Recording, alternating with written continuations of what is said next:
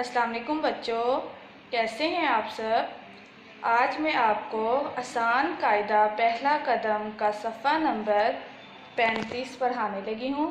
तो सफ़ा नंबर 35 खोलें। सफ़ा नंबर 35 हरूफ तहज्जी है ज़्वाद। ज़्वाद की सोती आवाज़ है ज़।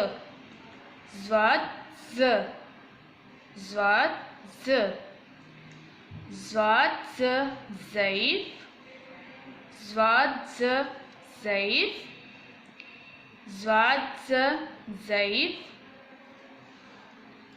तो बच्चों, आपकी किताब पर नीचे ज़्वाद ट्रेसिंग में लिखा हुआ है, तो इसके ऊपर पेंसिल फेरें। ज़्वाद, इसके ऊपर पेंसिल फेरें। ज़्वाद ज़,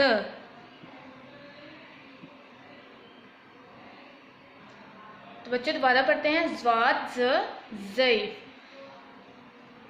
तो बच्चों इसको बार बार घर में पढ़ें, याद करें और पेंसिल फेरें।